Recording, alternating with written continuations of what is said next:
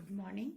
Today we'll study about the Indian economy on the eve of independence. That means the period of the Indian economy between 1947 to 1950, just when the Britishers left the economy, or just when India became free. Now, at that time, we'll know about the state of the economy.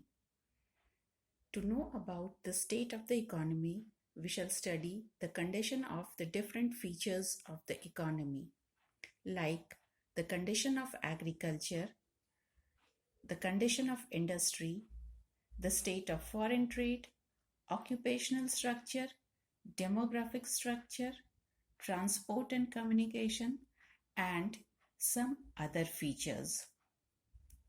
So, we shall first know about the condition of agriculture. The observations that were made about agriculture on the eve of independence was some of the following features. First of all, we should know that agriculture is the main occupation of the people of India. Since time immemorial, agriculture has been contributing a lot to the economy. So, at the time of independence, agriculture, first of all, was marred by the problem of low production and productivity.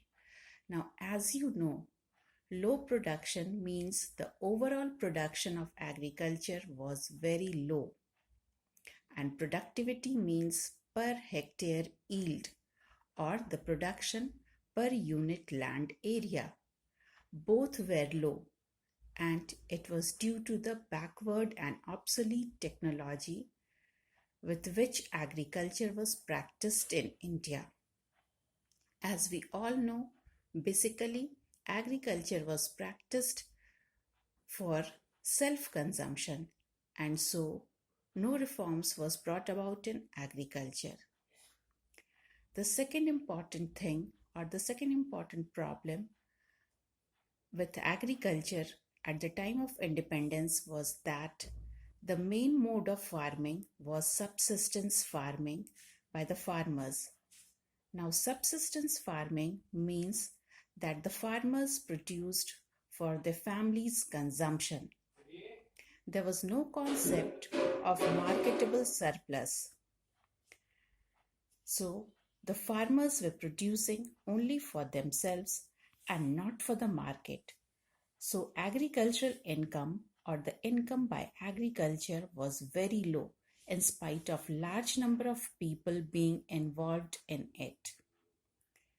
The next big problem was the land revenue system.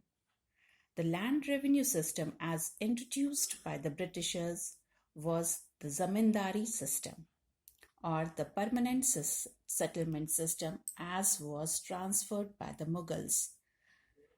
Now, in this system, the zamindars were the owners of the land, but they had nothing to do with cultivation or farmers. The actual tillers were the laborers, or they had no ownership of the land or whatever was being grown on land. Apart from this, there were several middlemen and commission agents between the zamindars and the tiller.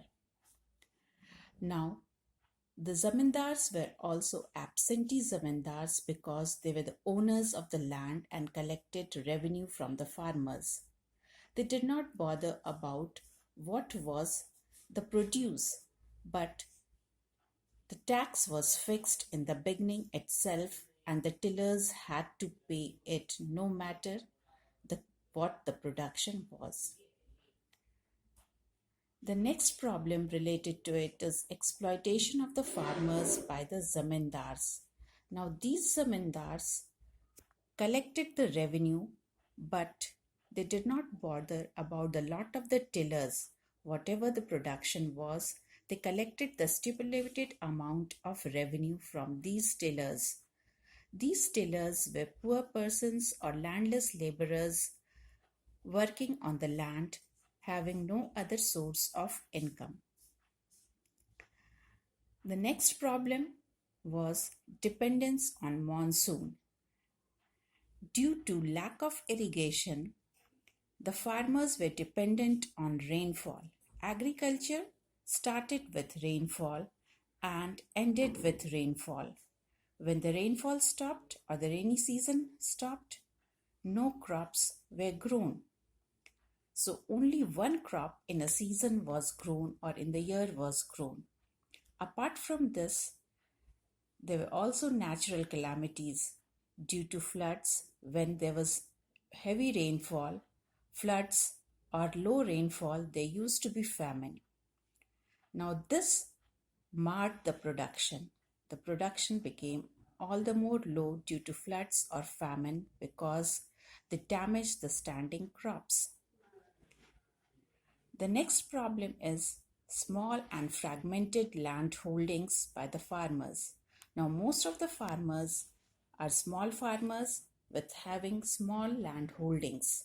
Now, small land holdings is not made the farmers, small land holdings did not help the farmers in adopting new improved technology in farming.